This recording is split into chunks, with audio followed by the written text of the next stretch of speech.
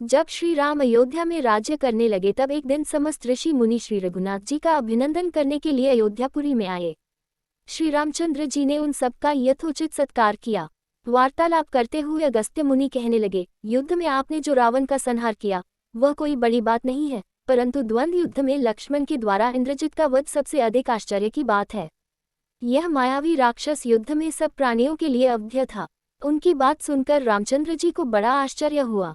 वे बोले, मुनिव, रावण और कुंभकर्ण भी तो महान पराक्रमी थे, फिर आप केवल इंद्रजित मेघनाद की ही इतनी प्रशंसा क्यों करते हैं? महोदर, प्रहस्त, विरूपाक्ष भी कम वीर न थे।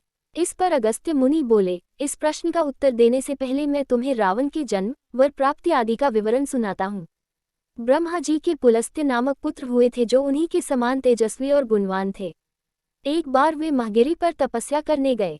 वह स्थान अत्यंत रमणीक था, इसलिए ऋषियों, नागों, राजर्षियों आदि की कन्याएं वहां क्रीड़ा करने आ जाती थीं। इससे उनकी तपस्या में विघ्न पड़ता था। उन्होंने उन्हें वहां आने से मना किया। जब वे नहीं मानी तो उन्होंने शाप दे दिया कि कल से जो लड़की यहाँ मुझे दिखाई देगी वह गर्भवती हो जाएगी। शेष सब कन्याओं ने तो वहां आना बंद कर दिया, परंतु राजर्षि तृणबिंदु की कन्या शाप की बात से अनजान होने के कारण उस आश्रम में आ गई और महर्षि की दृष्टि पड़ते ही गर्भवती हो गई। जब तृणबिंदु को ये बात मालूम हुई तो उन्होंने अपने कन्या को पत्नी के रूप में महर्षि को अर्पित कर दिया। इस प्रकार विश्रवा का जन्म हुआ जो अपने पिता के समान वेदविद और धर्मात्मा हुआ।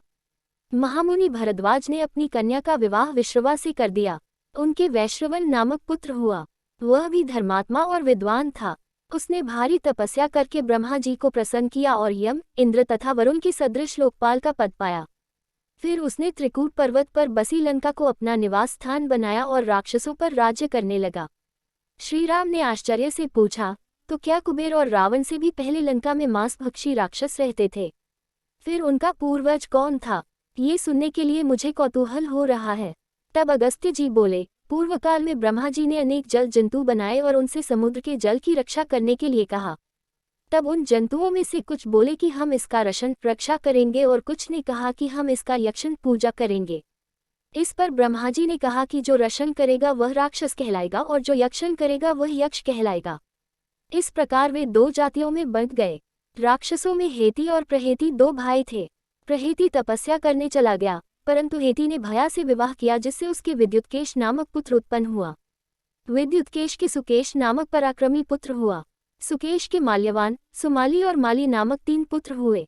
तीनों ने ब्रह्मा जी की तपस्या करके यह वरदान प्राप्त कर लिए कि हम लोगों का प्रेम अटूट हो और हमें कोई पराजित न कर सके। वर पाकर वे निर्भय हो गए और असुरों को सताने लगे। उन्होंने विश्वकर्मा से एक अत्यंत सुंदर नगर बनाने के लिए कहा। इस पर विश्वकर्मा ने उन्हें लंकापुरी का पता बताकर भेज दिया। वहां वे बड़े आनंद के साथ रहने लगे। माल्यवान के वज्रमुष्टि, विरूपाक्ष, दुर्मुख, सुप्तघ्न, यज्ञकोप, मत और उन्मत नामक 7 पुत्र हुए।